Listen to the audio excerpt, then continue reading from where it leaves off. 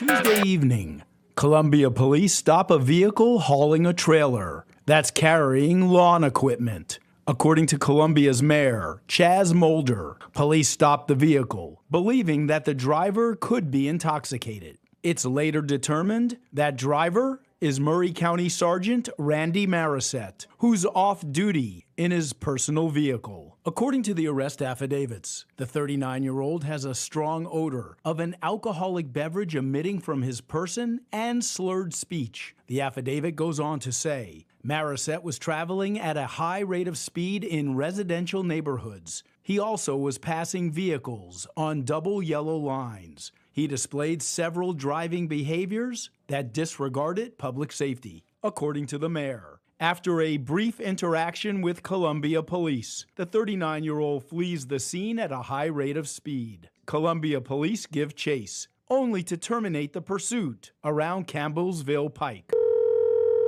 News 2 has attempted multiple times to get more details from Columbia police to no avail. Sadly, the only person who's gotten back to me so far is the mayor of Columbia. Many citizens witnessed the chase involving the deputy and responded on social media. The dude almost hit a light pole and a tree on 7th Street, pulling 2 zero-turn mowers. According to Murray County Jail records, Sergeant Randy Marisette was arrested Wednesday morning. He was booked into the jail, charged with DUI, reckless driving, and felony evading. Murray County Sheriff didn't want to talk to me on camera, but he did communicate to me that Randy Marisette was a great young man that made an idiotic decision. Sheriff Bucky Rowland went on to tell me that he was a great deputy, he was even a better dad, he made an idiotic decision that's cost him a lot.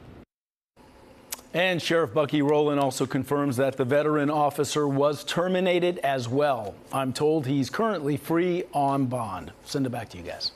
We now know how West York police officer Andrew Duarte was killed in February. It was friendly fire. On February 22nd at UPMC Memorial Hospital in York, an armed man showed up in the ICU. Dozens of shots were fired. When it was over, the gunman, 49-year-old Diogenes Archangel Ortiz, was dead. So was 30-year-old Officer Duarte. The DA said today he was accidentally shot by another officer. Why are you hauling ass? Why are you going that fast? Video showing a driver accused of speeding more than 100 miles an hour. That driver happens to be an off-duty Osceola County Sheriff's deputy. News 6 investigator Mike DeForest joins us now. And Mike, you've learned that deputy did not get a speeding ticket. That's right, Lisa. Despite allegedly driving more than 100 miles per hour in his personal car, the deputy was issued a written warning. As we've learned, that deputy was once fired for speeding. An Osceola County deputy pulls over a BMW in February, allegedly for speeding. Hey, this is Deputy De Jesus. What's up, bro? Why are you hauling ass? Huh? Why are you going that fast? I'm trying to pass some cars, man. What? Oh, come on, man. You know that's not correct. Authorities say the man behind the wheel is Gabriel Garcia, an Osceola County deputy sheriff. Moments after this traffic stop, the fellow deputy who pulled him over called a supervisor. Yep. Hey, Sergeant. Yep. So on my way to the call, I see this BMW going like 100 miles per hour, swerving, not putting on signals or anything like that, not stopping at the stop sign, and it's a deputy from our county. Who is it? Gabriel Garcia. Back in 2019, law enforcement sources tell News 6 former Osceola County Sheriff Russ Gibson fired Garcia for speeding in his patrol car. Deputy Gabriel Garcia. 2 years later, during the COVID-19 pandemic, current Sheriff Marcos Lopez rehired Garcia and recently promoted him to sergeant. Yeah, that's GG. Okay. What's he doing? He's driving crazy? Yeah, it was going like more than 100 on that BMW. Okay. Let me call you right back. 10-4. This Google Maps image shows the speed limit on Fortune Road is 45 miles per hour. Under Florida law, a mandatory court hearing is required for anyone cited for exceeding the speed limit by 30 miles per hour or more. But instead of a speeding ticket, Garcia was issued this written warning, not for speeding, but for careless driving. Now, following that traffic stop, I found out that the Osceola County Sheriff's Office launched an internal investigation. During that investigation, the deputy who stopped Garcia testified that he did not have a radar and could not prove the exact speed. The agency says Garcia was later suspended for what they call unbecoming conduct, but a spokesperson would not tell me how long he was suspended. Good morning and welcome to the Bad Apple Report. It's 7:30 a.m. bright and early right here at home on the range. Thank you so much for being here today, folks. I really appreciate it. Especially those of you that I offended yesterday with my goofy comments. You'll be happy to know that I have 12 hours worth of work today in the studio, and I'm going to be on my best behavior just because of you. So, not too long ago, I had a buddy that I would work with a lot, and he would see that look in my eye, and he would grab my arm and he would say, "Stay in touch with your profitable side." But I would still usually say something stupid. But today I'm going to try to stay in touch with my profitable side and say fewer stupid things. But I do appreciate you being here.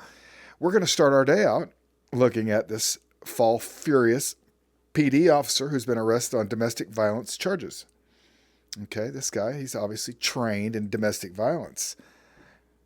Okay, Corpus Christi, Texas, an off-duty Fall Furious Police Department officer was arrested Wednesday in connection with a domestic violence incident. Okay, I wonder if he's going to get a promotion. Do they get like an extra stripe for domestic violence? Okay, that's according to the Brooks County Sheriff's Office deputies. Pedro Garza, who has been with the Fall Furious Police Department since 2021 and in law enforcement since 1990. Well, that's a long time there, Pedro. He was taken into custody into the Brooks County Jail. That's what the public officer, Ramon Rodriguez, had said. Garza's currently on unpaid leave. Oh, that must be serious. They usually leave him on paid leave just for almost anything. Okay. That's the deal with that guy.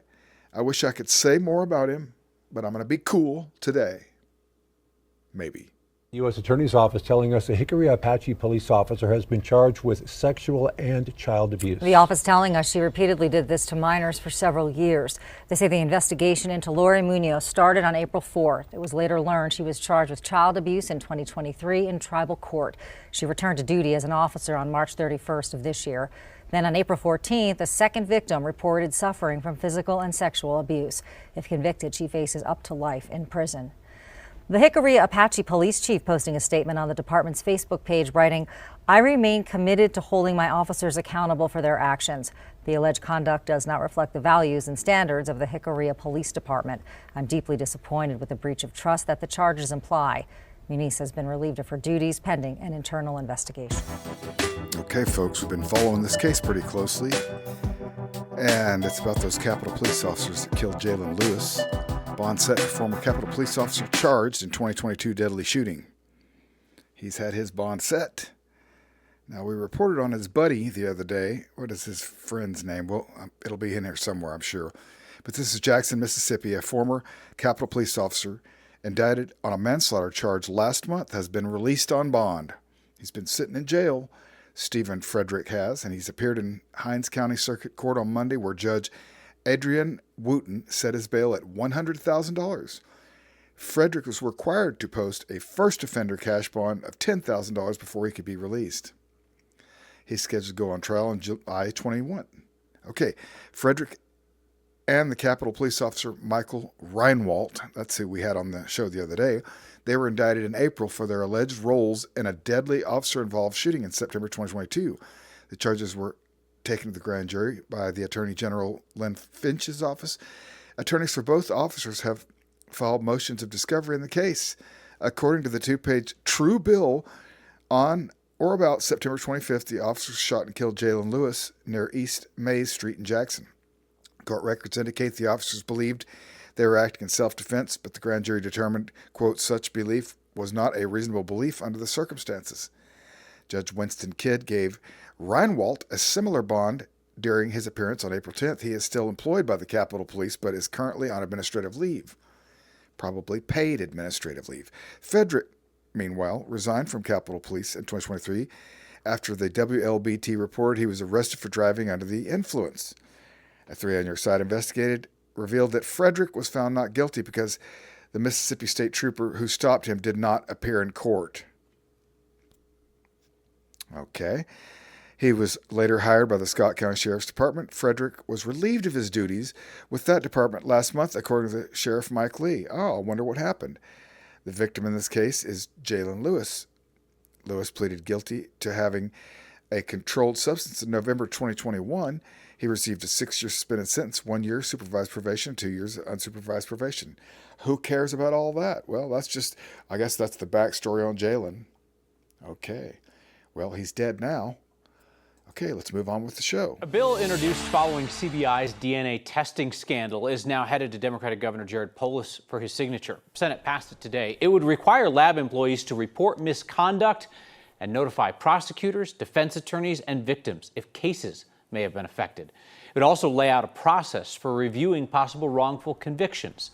This came in response to the criminal investigation into former analyst Missy Woods. She faces more than 100 charges over accusations that she manipulated test results in more than 1,000 cases.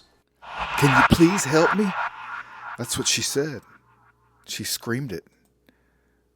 This Louisiana bounty hunter who kidnapped a woman from Missouri home ignored police orders to release her before dumping her in Mississippi, and he gets just 3 years.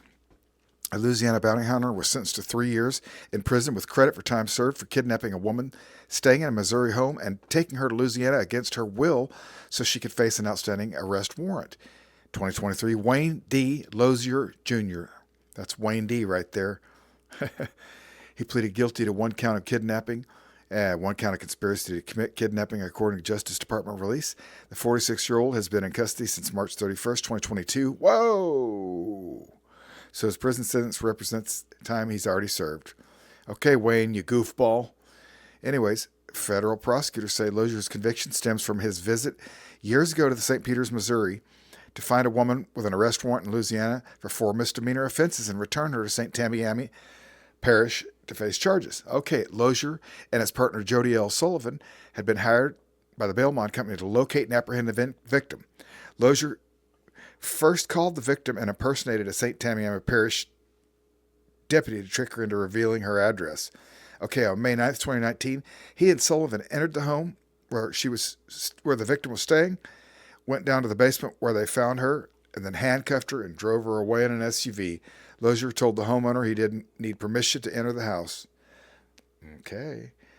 After stopping at a gas station in Sullivan, Missouri, the victim sought help from the clerks and customers, but Lozier stunned her with a taser and forcefully tugged her hair. Did you guys hear that? He totally kidnapped her, y'all. Okay, quote, "Can you please help me?" she said. "Can you call the police, please? These people are not police officers." Body cam video worn by Lozier was obtained and it showed the moments Lozier shocked the victim after she tried calling for help. He says, quote, "Get up. I'm not going to say it again." That's what Lozier said after tasing her. He said, "You're under arrest. Get up. I don't need to be a cop to arrest you." Whoa! Prosecutors state that he and Sullivan then chained the victim using handcuffs and connected to leg shackles and dragged her out of the store. Wow. When cops arrived at the scene, Lozier told them that he and Sullivan were surety recovery agents licensed by the state of Louisiana law enforcement and had no idea that they had unlawfully taken the victim from a home in St. Peters.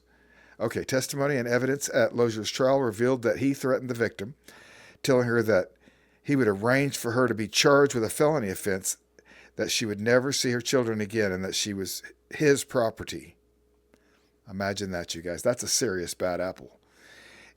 He never took the woman back to Louisiana, but dropped her off at a detention facility in Mississippi, where she remained for about a week until she was released. Amazing, you guys. After Lozier was arrested, he violated his pretrial release conditions by possessing a firearm and continuing to apprehend fugitives in Louisiana. He was taken back into custody. He just couldn't get enough of it. Allegedly. Lozier was initially sentenced to 10 years in prison in January, but appeals court overturned his conviction, citing an issue with the jury instruction of the trial. He pleaded guilty to the same charges in March. So Jody Sullivan also pleaded guilty to conspiracy and kidnapping charges 2020. She was sentenced to 5 years probation. Okay, that's the deal. So that guy only got 3 years. He's already been in jail for roughly 3 years. So he's going to be watching the Bad Apple Report in no time. Thanks for being here, folks. Let's move on. New details out on the deadly mid-air collision between that Army Black Hawk chopper and an American Airlines plane in January over the Potomac. A new report from the New York Times says the Army pilot failed to heed her flight instructor's warning just 15 seconds before the deadly crash. The New York Times, reporting the captain missed an order from co-pilot Andrew Eves, who was overseeing her training mission to change course and avoid the descending American Airlines jet. Along with the error, officials finding the pilots accidentally cut off an air traffic controller by pressing a button to talk over the radio. During that moment, investigators believe both pilots did not hear that the American Airlines plane was circling. The report goes on to say the chopper's pilots were using their own visuals instead of air traffic control to avoid other air traffic. The report going on to say the Black Hawk flying too high at the time of the crash. 67 people were killed, marking the deadliest U.S. air disaster since 2001. You guys know, I feel like I have the very best audience on YouTube watching the Bad Apple Report with me. I mean, I feel that way because you're still here. And that's amazing to me. I have offended everyone in my effort to be mean to these bad apples because, you know, bad apples come in all shapes and sizes. And I just go for it. I appreciate you letting me go for it. And for anybody that gets their feelings hurt, I'm not trying to hurt your feelings unless you're a bad apple or a bootlicker. And in which case, I hope you cry. Just kidding. That's mean. You guys are awesome. I'll be back here tomorrow or the next day, and I appreciate you greatly. Have a great day.